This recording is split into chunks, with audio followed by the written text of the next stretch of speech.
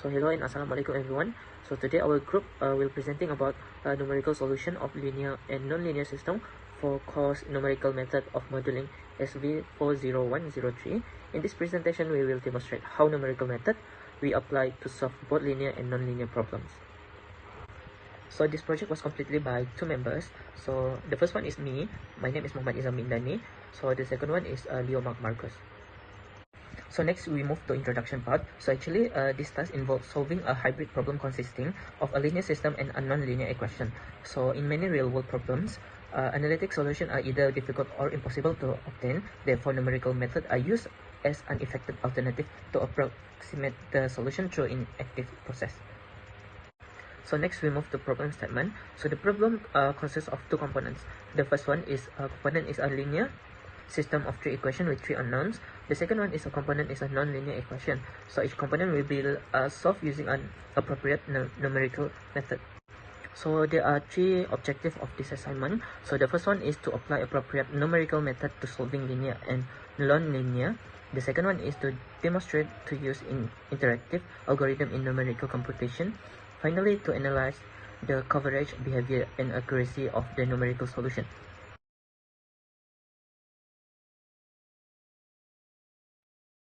So this is a method used by student A to solve task A. So the first method is Gaussian elimination.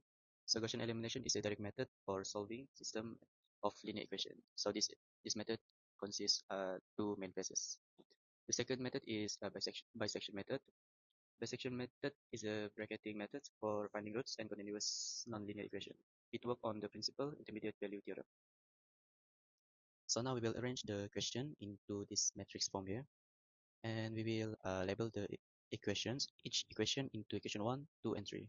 And now we will be using forward elimination to multiply the equation 1 by 0.5 and subtract it to equation 2, which we will get 8.5 minus 2.5 y3 equal to 38.5. Next is we will multiply the equation 1 by 0.75 and subtract to equation 3, which we will get minus 1.5 y2 plus 3.75 y3 equal to 21.75. So now we have our current equation here. We have a new equations, which is equation 4 and 5.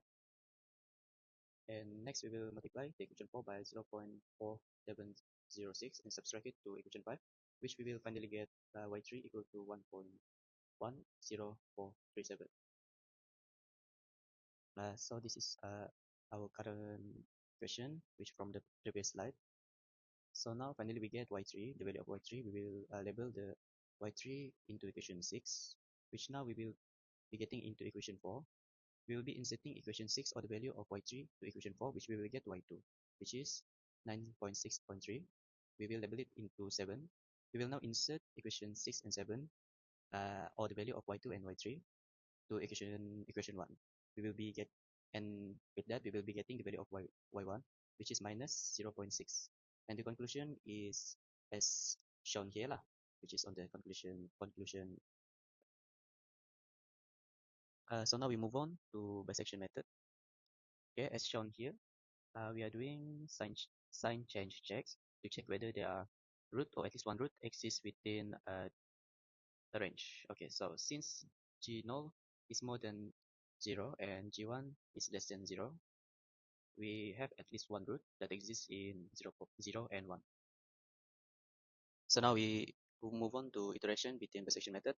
So within iteration 1 here, we are trying to find C value, which we get using the value of A and B, and we get C equal to 0.5.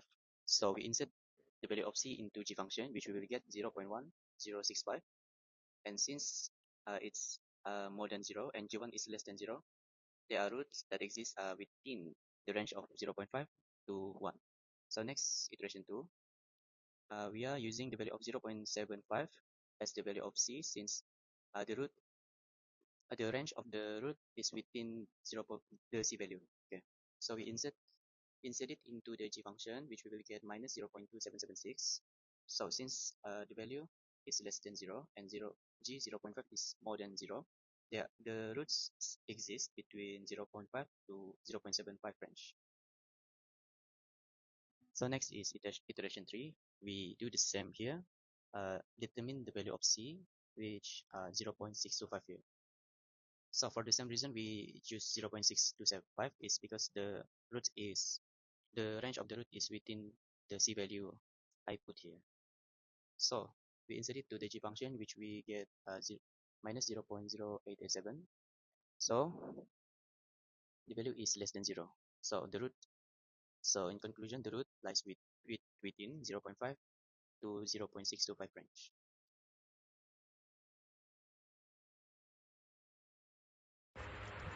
So for this presentation, I am responsible for task B. So for task B, I applied two interactive numerical method. The first one is Gauss-Seidel method is used to solve the linear system, while the Newton-Raphson method is used to solve the nonlinear equation. So both of these methods are interactive technique, and the focus of this task is on the solution, producer, and conversion behavior. So first, the linear system is solved using the Gauss-Seidel method. The given system is rearranged into the Gauss-Seidel interaction form, where each equation is solved for its diagonal variable. An initial guess of y0 equal to 0, 0, 0 is chosen. The stopping creation is defined using the infinite norm, where the iterations stop when the maximum difference between two consecutive iteration is less than 10 to the power negative 6. Okay. So first, the linear system is solved using the Gauss-Seidel method. The given system is rearranged into the Gauss-Seidel interaction form, where each equation is solved for its diagonal variable.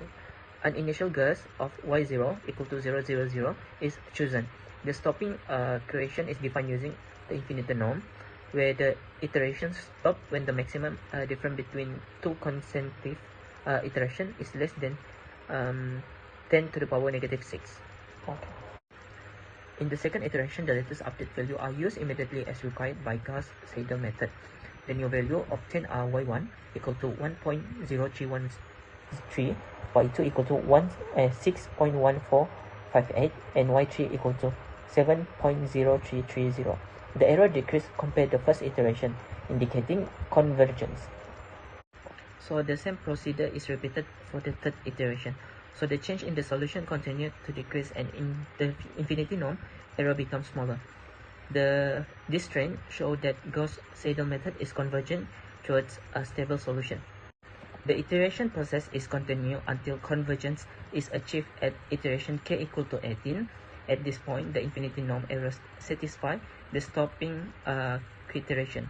Therefore, the final solution of the linear system is y1 equal to negative 0.6000, y2 equal to 6.9130, and y3 equal to 8.1043.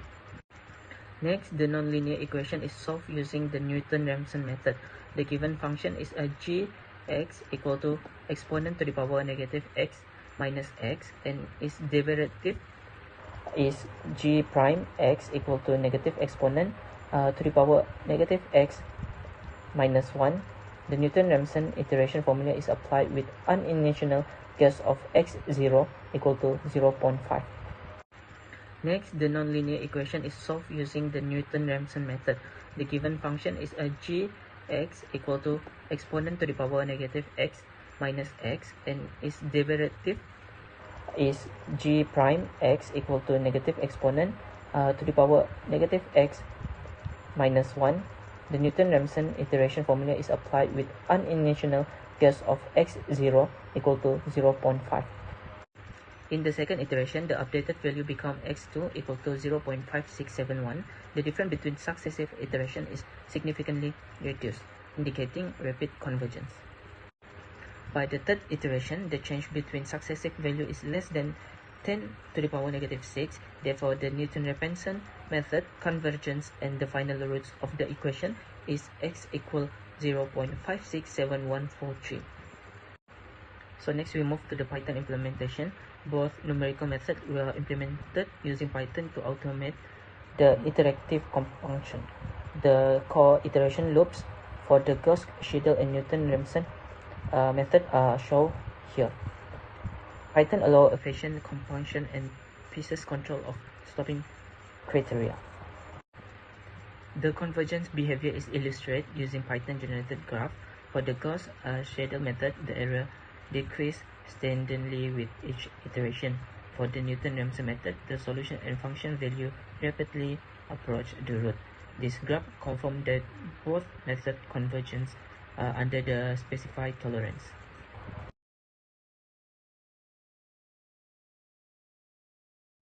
So next we move on to student C, and we will try to solve PASI. So we will be using two methods here as well, which is LU decomposition and secant. So here are the problem statement or the question within LU decomposition, and the formula of secant also uh, displayed here as well. So first is LU decomposition. So we write the question or the equations here into the matrix in the form of AY equal to B, which shown in the slide here. So now for the first step is we need to find the U matrix. Okay, so for row 2 and row 3, we are trying to find the multiplier, which is the row 2 have 0.5 and row 3 have 0.75. So next so first step we will be eliminating the entries below the first pivot within row 1. So within row 1, the value of 2 and 3 have different multiplier as stated in the previous slide. So the value of 2 have the multiplier of 0.5 and value of 3 have the multiplier of 0.75. So we will be using those and make the value 0. Now we move on after eliminating entries below first pivot into eliminating the second pivot, entries within second pivot. So to do those, we need to find the multiplier within the row 2. So how do we get those is we need to divide minus 1.25 to 8.5, which we will get minus 5 divided by 34. So now we use the multiplier to form the new matrix U as shown in the slide here. So after done eliminating first and second pivot, we will now constructing the L matrix. So how do we construct L matrix, which is the lower matrix? Is we take the multiplier of what we get from the previous slide within row 1 and row 2.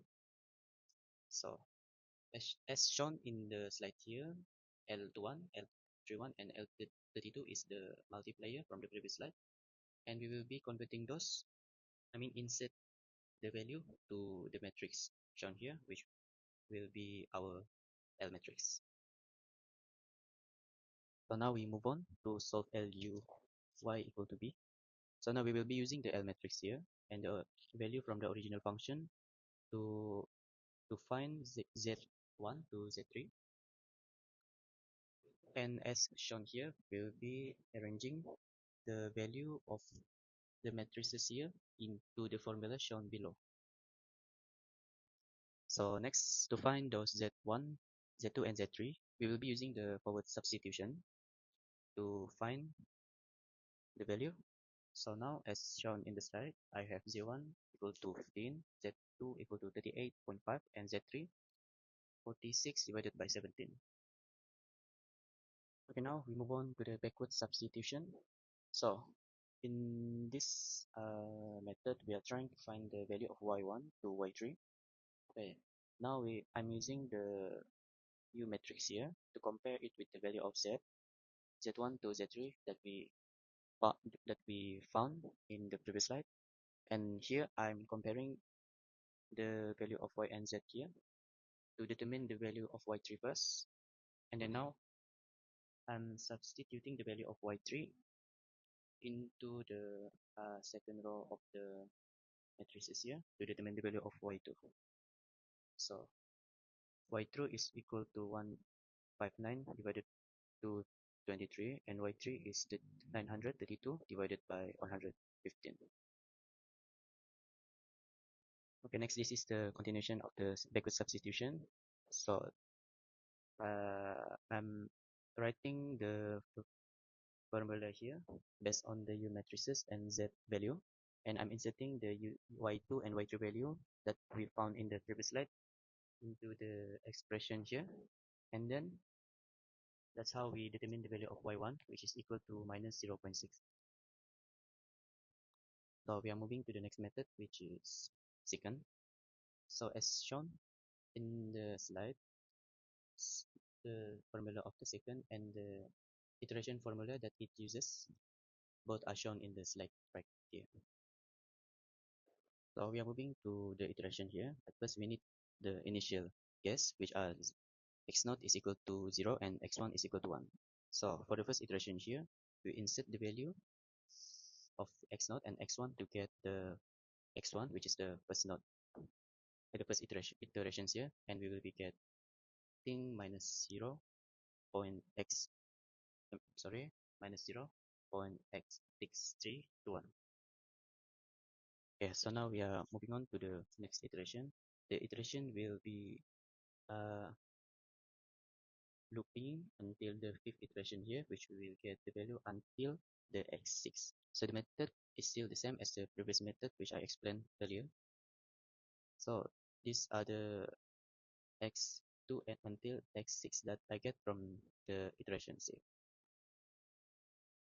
So next we will be trying to find the relative absolute error using the ARAE formula. So as shown in the slide here, these are the formula to find the approximate relative absolute error.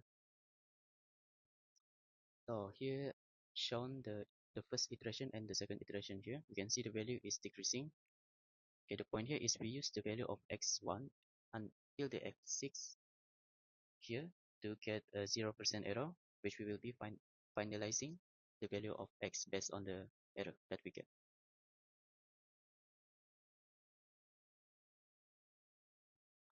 Okay, lastly here we found that the fifth iteration is the iteration that produce 0% of error, which we will be including the value of x will be 0.5671, which are the value that have the less or 0% error, and we choose it as the final value of x.